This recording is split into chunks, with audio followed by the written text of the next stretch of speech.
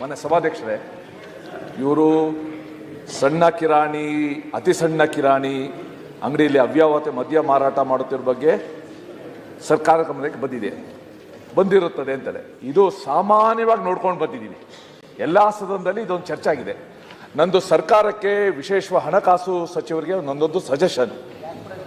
Why not government think of supplying this liquor through Swiggy, Zomato, ಮನೆ ಬಾಗಿಲಿಗೆ ಸರಬರಾಜು ಮಾಡಿ. ಯಾಕೆ ಸಣ್ಣ ಕಿರಾಣಿ ಅಂಗಡಿನಲ್ಲಿ ನಿಮ್ ಇನ್ಕಮು ಜಾಸ್ತಿ ಆಗುತ್ತೆ. ಆ ಜನ ಅಲ್ಲಿ ಹೋಗಿ ಓಡಾಡ್ತಾರೆ. ಮನೆ ಬಾಗಿಲಿಗೆ ನಾವು ಸರಬರಾಜು ಮಾಡ್ತೀವಿ. ಝೊಮ್ಯಾಟೊ, ಸ್ವಿಗ್ಗಿ, ಗಿಗ್ ವರ್ಕರ್ಸ್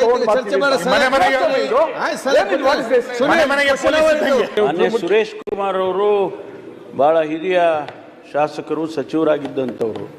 ನೀವು ಈ ಸ್ವಿಗ್ಗಿ, ಝೊಮ್ಯಾಟೊ ಅಲ್ಲೆಲ್ಲ ಡ್ರಗ್ಸ್ ಮಾರ್ತಾರೆ, ನಮಗೆ ಇನ್ಫಾರ್ಮೇಷನ್ ಒಂದು ಇನ್ಫಾರ್ಮೇಷನ್ ಇದೆ ಅಂತ ಹೇಳಿದ್ರಿ. ದಯಮಾಡಿ ಆ ಇನ್ಫಾರ್ಮೇಷನ್ ಏನಿದ್ರೆ ನಮಗೆ ಶೇರ್ ಮಾಡಿ.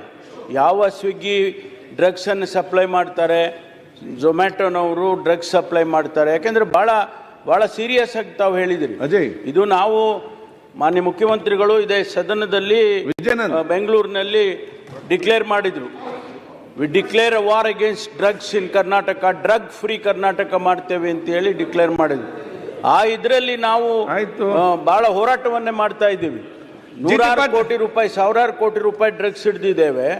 ತಾವು ಈಗ ಅದನ್ನ ಇನ್ಫಾರ್ಮೇಶನ್, ಯಾಕೆಂದ್ರೆ it is not a small statement you are making, it's a very big statement. I want you to share that information whatever you have.